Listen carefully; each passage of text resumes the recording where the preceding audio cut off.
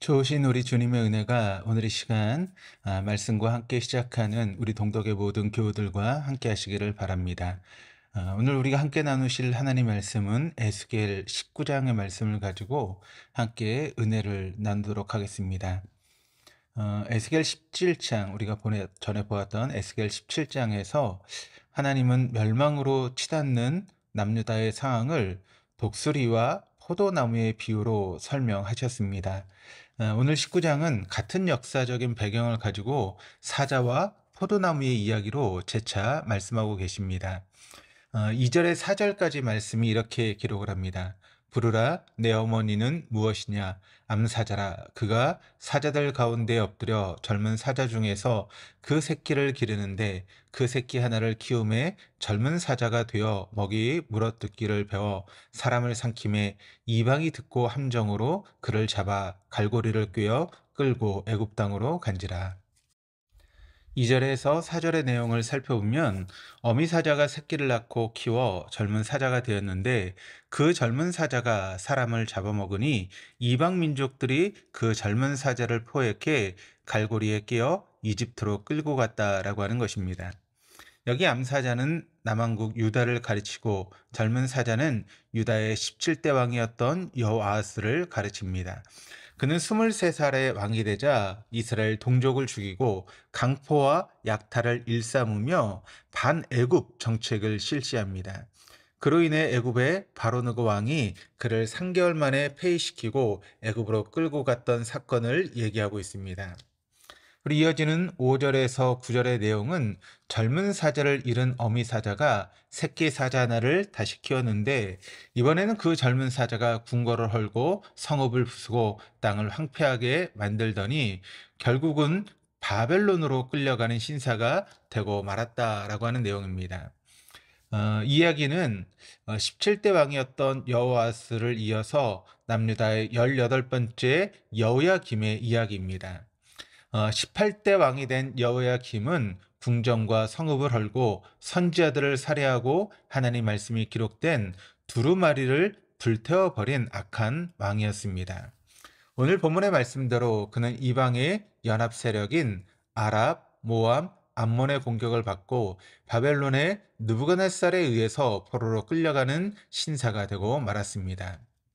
오늘 19장의 두 번째 단락에 해당되는 10절 이하의 말씀을 보시면 포도나무에 대한 그런 이야기인데 10절에서 14절까지 말씀이 이렇게 기록을 합니다.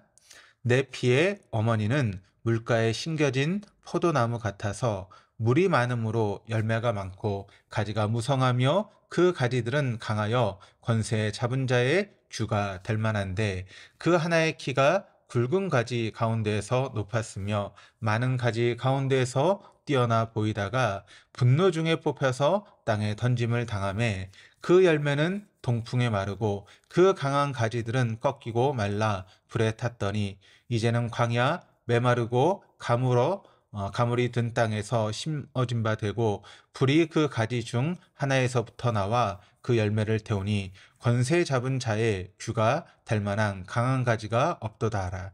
이것이 애가라. 후에도 애가가 되리라.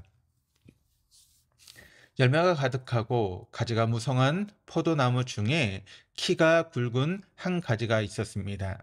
그리고 이 가지는 임금의 통치 지팡이로 쓸 만한 것이었는데 오히려 분노 가운데 뽑혀서 던져지고 그리고 포도나무의 무성한 열매와 가지가 모두 말라 불에 타버린다는 내용입니다. 이건 20대 왕이었던 시드기야 때에 멸망당하게 될 남유다의 모습을 그린 것입니다. 초원에서 사자로서 자유롭게 누리며 살아가야 할 유다의 지도자들이 풍성한 포도나무처럼 열매 가득한 삶을 살아가야 될 유다의 왕들이 패역하며 하나님의 선하신 뜻대로 살아가지 않음으로 인해 이처럼 멸망의 예언을 받게 됩니다. 그리고 이 예언은 그대로 유다 역사에서 현실로 성취되고 있었던 것이죠. 남유다는 BC 586년 예루살렘의 멸망을 당하면서 바벨론에 함락되어 많은 유대의 지도자들과 유력한 이들이 바벨론으로 포로로 끌려갔습니다. 17대 왕 여호아스 왕, 18대 왕 여호야김, 20대 남유다의 마지막 왕이었던 시드기야 때 이 모든 예언은 그대로 성취되었습니다. 그런데 하나님은 이 예언의 말씀을 단지 기록하라고만 하시지 않고 애가로 지어 부르라 말씀하십니다. 1절에도 너는 이스라엘의 고관들을 위하여 애가를 지어 부르라. 14절에도 이것이 애가라. 후에도 애가가 되리라. 유다의 멸망을 사자와 포도나무의 이야기로 들려주시면서 이 예언을 애가로 지어 부르라 말씀하십니다. 애가라고 하는 것은 슬픔을 표현할 때 부르는 노래입니다.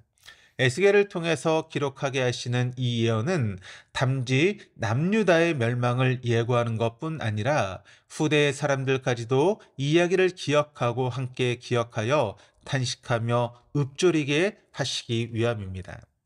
남유다 멸망과 그 처절한 역사적인 현실을 경험하지 못한 후대의 이스라엘 사람들까지도 이것을 기억하게 하시려고 이것을 에스겔을 통해서 애가로 지어 부르라 말씀하십니다.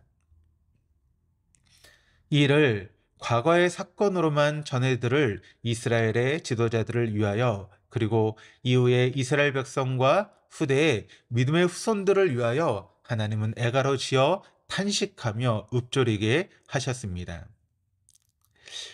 우리나라의 고유의 노래 중에 아리랑이라고 하는 노래가 있습니다. 이 아리랑이라고 하는 노래는 한민족의 슬픔의 역사와 한을 표현하고 있는 그런 노래입니다. 우리나라에 이런 아리랑이 있다면 하나님은 오늘 애가를 부를 후대 이스라엘 사람들이 과거의 역사를 잊지 않도록 이 애가를 지어 부르게 하십니다. 단지 과거의 멸망의 역사가 잊혀지지 않는데 그치는 것이 아니라 현재를 살아가게 되는 이스라엘 후손들에게 새로운 출발의 원점이 되도록 이 애가를 지어 부르게 하십니다. 이스라엘 사람들이 이 애가를 부르면서 유다의 멸망을 가슴에 새기고 새로운 역사를 만들어 보겠다는 각오를 새겼다면 오늘 우리가 가슴에 새기며 부를 우리의 애가는 무엇이겠습니까?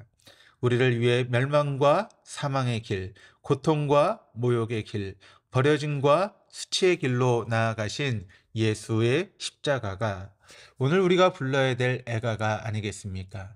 십자가의 역사적 사건은 단지 한 개인의 슬픔과 치욕의 사건으로서가 아니라 오늘 우리의 심령과 인생 속에 기억되고 되새겨지고 그러므로 인해서 새로운 하나님의 자녀로서의 출발점이 될 수 있도록 하시기 위해서 우리를 위해서 행하신 놀라운 기적의 역사입니다. 이 십자가를 우리는 노래해야 되지 않겠습니까? 그러기에 우리가 부르는 애가는 단지 십자가의 사건을 슬퍼하는 애가가 아니라 산소망과 부활의 영광을 가져오는 찬송이 되기도 합니다.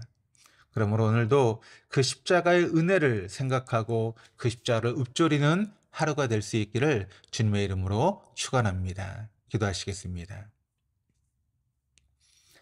에스겔에게 남유다의 멸망의 역사를 애가로 지어 부르게 하신 하나님, 매일마다 기억해야 될 십자가 사건이 우리의 삶 속에 읊조려지는 하루가 되게 하여 주옵소서.